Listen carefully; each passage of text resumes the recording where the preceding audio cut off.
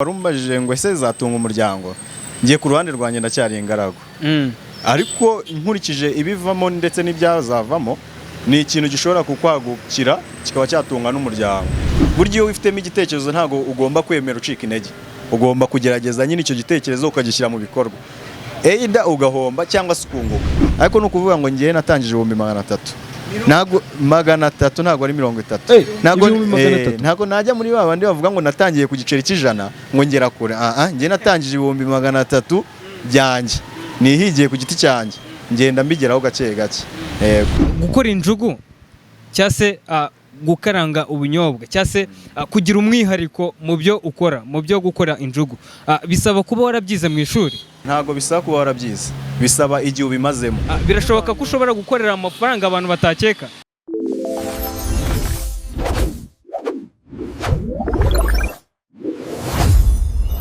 Hospitality everywhere.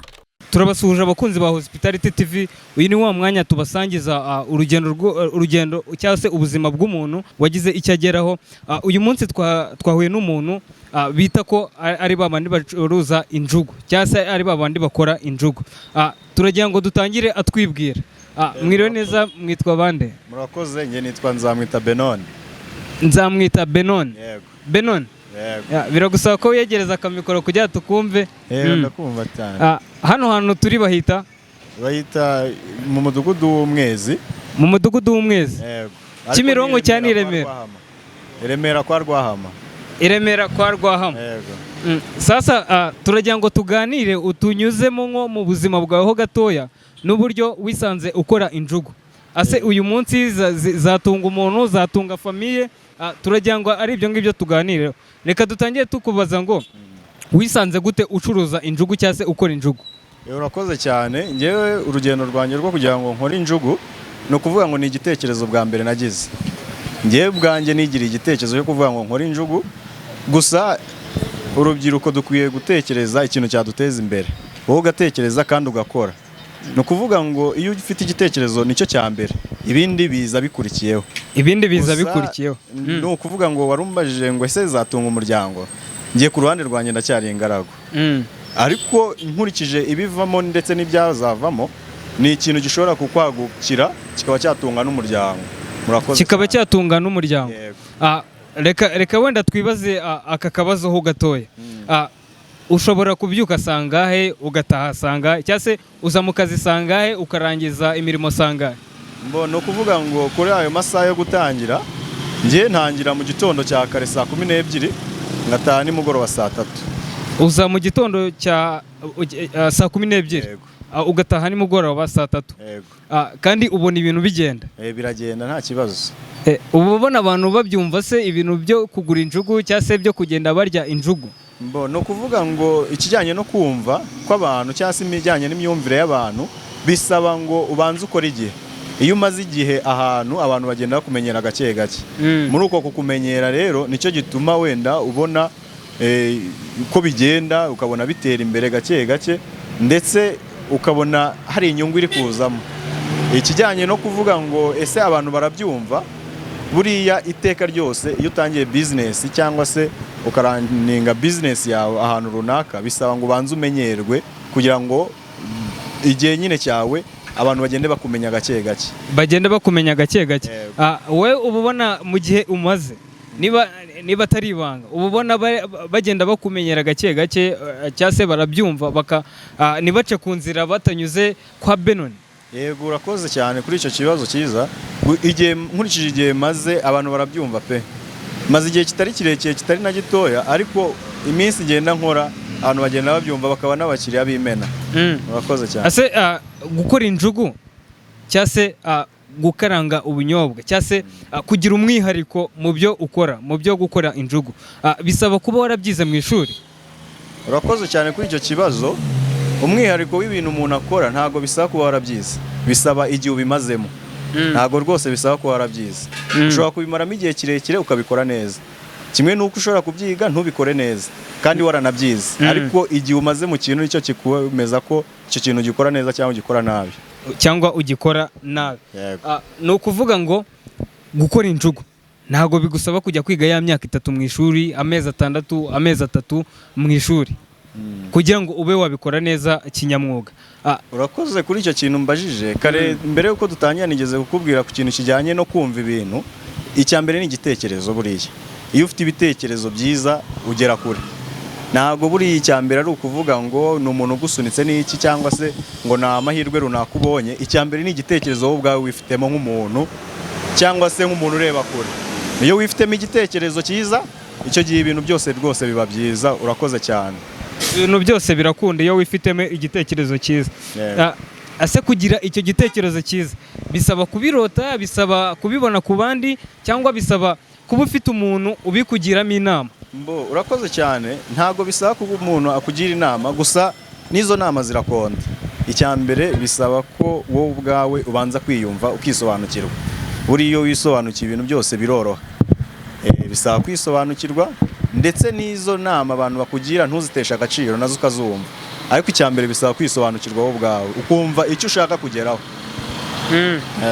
Ni ukuvuga ngo iyo ufite ikintu ushaka kugeraho nta kintu kitakunda. Cyane rwose. Mise nibaza nk'ubu ngubu nkawe watubwiye ngo ushobora kubikora bikaba byatunga umuryango. Ese birashoboka yuko ushobora gukorera amafaranga abantu benshi batakeka ko wayakorera? Ni ukuvuga ngo ushobora gukorera amafaranga ashobora kuba arenze ay'umumotari, ay'umuntu uri muri ofisi, bitewe n'ukuntu wakoze cyangwa se bitewe n'ahantu sosiyete yawe wayishinze. Birashoboka ko ushobora gukorera amafaranga abantu batakeka? Urakoze cyane kuri icyo kibazo. Ni ukuvuga ngo ntabwo wavuga ngo umwuga ukora ushobora kuruta undi, ahubwo biterwa n'amasaha ndetse n'icyo winjije wawukuyemo. Ntabwo rwose wagereranya umwuga w'umuntu n'undi ngo ugereranye umwuga wawe wo kotsa injugu cyangwa se umwuga wanjye wo kotsa injugu ngo ugereranye n'umumotari cyangwa umushoferi. Biterwa ahubwo n'igihe uwo muntu amaze akora icyo kintu ndetse n'igihe yagikoze.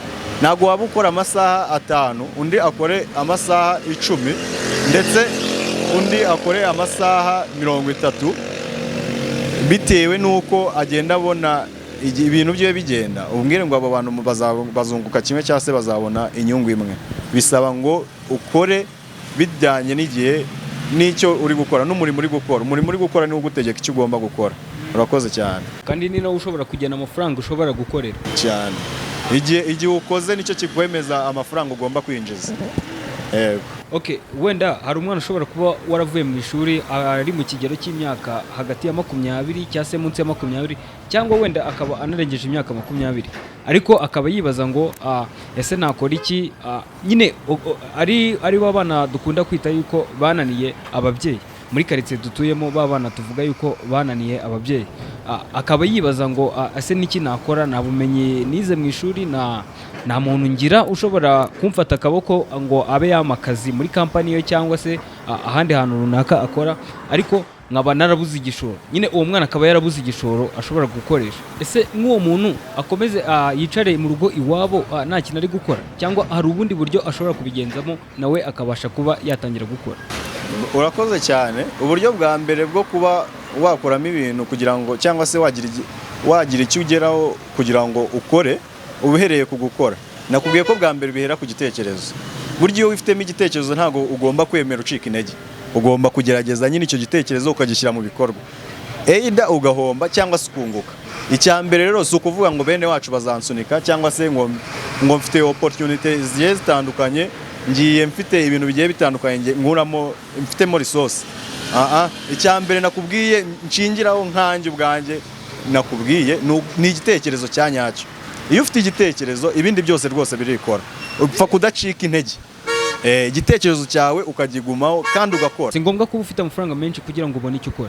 Ntabwo ari ngombwa rwose ngo ube ufite amafaranga menshi ya mirenge. Ugenda utangira gake gake kandi ubigeraho. Yes, bitari banga se wowe watangije igishoro cy'amafaranga ngahe kugira ngo ube ufite iyi business aka kanya turi kubona? Tugiye mu bitari ibanga. Nge natangije bwa mbere igitekerezo. Hakurikiraho kugenda nshaka ubushobozi buke buke tubarira mu mafaranga. Ariko no kuvuga ngo ngiye natangije 300. Ntago 300 ntago ari 30. Ntago najya muri babandi bavuga ngo natangiye ku giceri cy'ijana ngo ngera kure.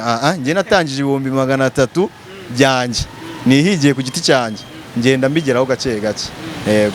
Watangije 300,000 ni amafaranga menshi umuntu wese atapfa kubona uko yiboneye niba ariko nabivuga. Ese wowe bitari ibanga aya mafaranga wayakuye hehe, cyangwa se ni bene wanyu bayaguhaye, cyangwa se ni ababyeyi bawe, cyangwa se ni inshuti zawe zayaguhaye? Impamvu ndi kubikubaza, urabizi ko tugenda twinspiringa abandi bajene cyangwa se abandi bantu runaka badafite imirimo bari gukora ubu ngubu. Ndi kwibaza ayo mafaranga umuntu adafite umuntu uwo ari we wese ushobora kuba yayamuha, cyangwa se atarayasevinze uwo muntu, ubundi ashobora kuyakura hehe? Urakoze cyane. Aho ngiye nagiye nkura amafaranga yanjye, ni ukuvuga ngo ngiye nagiye nterateranya. Ntabwo mfite abantu navuga ngo ndajya baka bayame, gusa abanyamuryango banjye ndabafite, nshobora kubwira igitekerezo cyanjye bakanyumva. Ndabafite rwose, ariko ni ukuvuga ngo kuva na kera ngewe nagiye nihiringa, nkagenda nshaka udufaranga gake gake, nkagenda nkora imirimo itandukanye. Iyo bamwe baseka abajene bakavuga ngo ntibakora ikiyede, ntibakora igifundi, ngiye nkiyiranja rwose iyo mirimo nkayijyamo, nkagenda nizigama gake gake. Yego, nagiye nizigama gake gake, ndetse bitewe n'imirimo nagiye nkora, ayo mafaranga yanjye nkayageraho. Urakoze. Leta igidushishikariza cyangwa se igitubwira kugira umuco wo kwizigama, kandi abajene benshi ntago babyumva. Gusa wowe nangajwe n'ukuntu wagize uwo muco cyangwa se iyo culture yo kuba wabasha kwizigamira. Gusa ndashaka kwibaza, kuko abajene benshi biragoranye ko ashobora gufata amafaranga runaka akayasevinga, amafaranga akuye ahantu hamwe na hamwe. Gusa ndibaza ni gute umuntu ashobora kuadabuta cyangwa se gufata uwo muco cyangwa se iyo culture yo kubasha kuba yakizigamira kugira ngo agire icyo ageraho. Urakoze cyane kuri icyo kintu mbajije, ni cyiza pe. Nk'uko leta idushishikariza, dukwiye kuyumvira kuko leta ni umubyeyi. Ariko nanone nk'uko natangiye nkubwira, iyo udafite igitekerezo nta kintu ushobora kugeraho. Icya mbere ni ukubanza ukumva wowe ibyo ushaka kugeraho, cyangwa se ukabanza ukiyumva, ukisobanukirwa.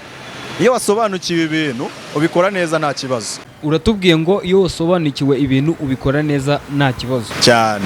Reka tuvuge yuko wenda government yacu ishaka gutanga amahirwe, cyangwa se reka tureke government, reka turebe umuntu utuye muri quartier ariko akaba abona umwana buri munsi abyuka yicaye, ishuri ryaramunaniye, cyangwa se nta kindi kintu ashobora kuba yakora, nta bundi bumenyi nyine ubwo afite. Ese biremewe yuko ashobora gufata uwo mwana akamuzana kwa Benoni akamubwira ati nyigishiriza uyu mwana cyangwa se mfashiriza uyu mwana nawe amenye gukora uyu mwuga ukora? Yego rwose nta kibazo. Ngiye ni ukuvuga ngo nk'indangagaciro zo kuvuga ngo turi abanyarwanda, koko turi abanyarwanda, nibyo turi abanyarwanda. Umunyarwanda mugenzi wawe agusabye ubufasha ntabwo wabumwima, aba ari ngombwa gufashanya nk'aho twese turi bamwe. Ntago nakanga kwigisha umuntu kandi ashaka kwiga no kumenya. Icya mbere nuko yaba afite umuhate. Ufite umuhate waza kwiga nta kibazo, birashoboka. Okay, umuntu yagukura he? Ni ukuvuga ngo umpamagaye wambona kuri nimero yanjye ihoraho, ndetse n'uwasaba ubufasha burenzeho bitewe n'abandi makuru akenewe, nta kibazo yayabona rwose. Sinzi niba watanga contact yawe cyangwa se email yawe ukoresha kugira ngo abantu babashe kuba bakubona. Urakoze cyane. Contact yanjye ni 079 16 44 270. Kandi ndayisubiramo 079 16 44 270. Email yanjye yo ni nzamwita Benone 8480@gmail.com. Benoni, bitewe n'uburyo twaganiriye cyangwa se bitewe n'ibintu dukora, ndetse bitewe n'uburyo dushishikariza abajene cyangwa se abantu badafite imirimo kuba bagira icyo nabo bakora ubwabo, urumva Hospitality TV ari ingenzi?